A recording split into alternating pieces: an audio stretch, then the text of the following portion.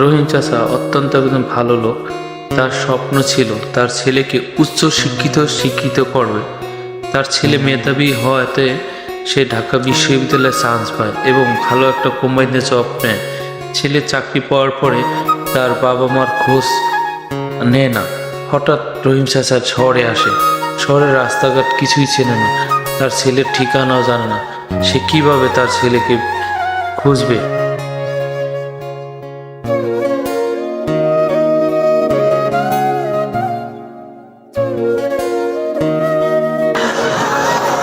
এত বড় শহরে আমি জানি না চিনি না, এই ছেলেটারে আমি কেমন করে খুঁজে বের করবো?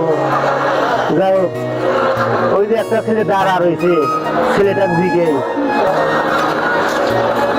এ বাবা, কিছু বলবেন? কই যাবেন আপনি? কারে খুঁজতেছেন? বাবা, আমি গ্রাম থেকে আইছি, এই শহরে আমার ছেলে থাকে, আমার ছেলেকে খুঁজতে। ও আচ্ছা, তাই নাকি? চাচা, আপনার কাছে কি কোনো ঠিকানা আছে? সে কোথায় থাকে? না বাবা, তার কোনো আমার কাছে ঠিকানা নেই। তার একটা ছবি আছে, দেখো তো ছবিটা চেনো না? না চাচা, এরকম লোককে তো আমি কখনো দেখি নাই, আর তার তো আমি চিনি না। আপনি ওদের সামনে গিয়ে দেখেন কেউ চিনি নাকি। হায় আল্লাহ, এত বড় শহরে আমি এই ছেলেটারে কেমন করে খুঁজে বের করবো? ইস, পেটে অনেক ক্ষুধা লাগছে, দোকান থেকে কিছু খায়া লই। ইস, ভাই একটা রুটি দেন তো।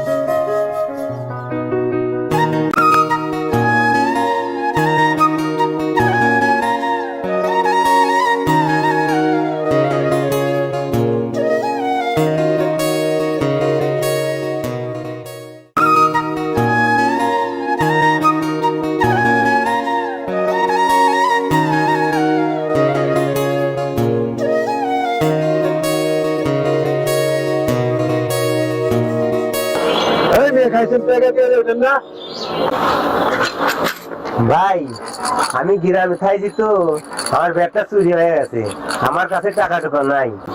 ভাই, আজকের মতো আমাকে মাফ করে দেন। ভাই, কে নিয়ে মাফ করে দেবো? টাকা সারা বসছেন কেন? যান। হ্যালো, হ্যাঁ হ্যাঁ, আসাম স্যার, হ্যাঁ জি। কখন মিটিং? 3টা বাজে? ঠিক আছে, আপনি মিটিং আয়োজন করেন পরে। এই মিটিং সব আয়োজন করো। স্যার চলেন, ঠিক আছে। আরে বাবা বাদল, আশ্চর্য ব্যাপার, রিনকে এই আপনি কে? একটু সাইডে যাবেন। বাবা বাদল, আমি তোর বাপ। এই শহরে তো কত জায়গায় খুঁজেছি, তো কোনো জায়গায় আমি পাইলাম না। তোর মাটাও অসুস্থ, টাকা দিলে তার চিকিৎসা করতে পারিনি।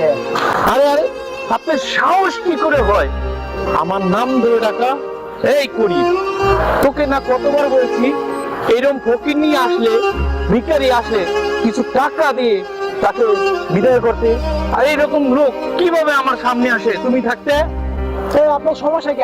আপনার স্যার কি কেন বারবার বিরক্ত করতেছেন? বাদল, আমি কোনো ফকির নিয়ে, আমি তোর বাপ। এই ফকিরের বাচ্চা ফকির, তুই যদি আর একবার আমার নাম ধরে ডাকিস তো তোর খবর আছে। আরে তোদের মতো ফকিরনির একটা স্বভাব, যদি কোনো বড় লোক দেখিস তাহলে আপন ভাবতে শুরু করিস, বুঝছো? এই তোরে ভালোই ভাব বলছি, এখানে চলে যা, আমার অফিসে দেরি হয়ে যেতেছে। চাপুট, আর একবার যদি আমার নাম ধরে রাখিস তা তোর বলে দিলাম অনেক খবর আছে। ভালোই ভালোই বলছি, বুঝছিস কথাটা? ভালো করে মাথায় ঢুকিয়ে নিস। দুঃখিত স্যার, আমরা বড় লোক দেখলি আপন ভাবি, কারণ আপনার মতনই আমার একটা ছেলে ছিল। ছেলেটা শুনলাম আজকে যে মারা গেছে। আমার ঘরে স্ত্রী খুবই অসুস্থ, সে বাঁচতে কি মরে তাও জানি না। টাকা বিনা আমি চিকিৎসা করতে পারতেছি না।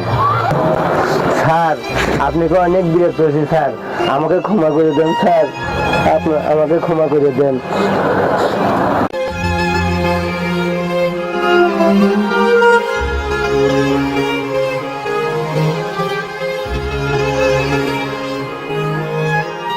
স্যার আপনার ফোন। ওয়ালাইকুম আসসালাম।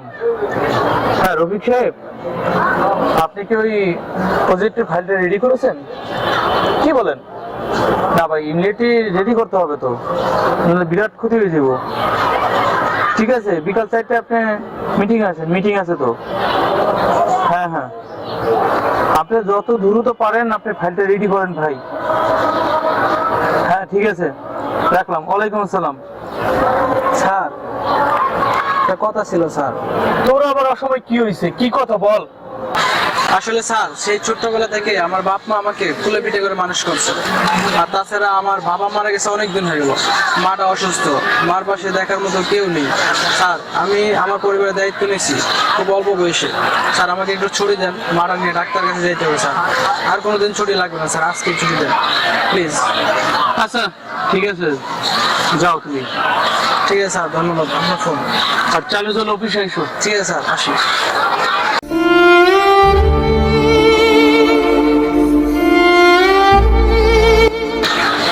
আমার বাবা মা কত না কষ্ট করে আমার এই পড়াশোনা করে এরা মানুষের মতো মানুষ গড়ে তুলে বড় অফিসার বানানো। আজকে সেই টাকার জন্য আমার বাবার অপমান করলাম, প্রমোশনের জন্য আমার বাবাকে অস্বীকার করলাম। আর সাধারণ একজন আমার পিএ, তার মা বড় অসুস্থ, সে মাকে ডাক্তার দেখানোর জন্য আমার কাছে ছুটি পেল। আর আমি কত নগণ্য, আজকে প্রমোশনের জন্য বাবা আমার ছোট করলাম বাবার সামনে। আমার বাবাকে আমার ক্ষমা করবো, যাই বাড়িতেই যাই, দরকার হয় বাবা আমার হাত পা ধরে তারপর আমি মাপ চাবো।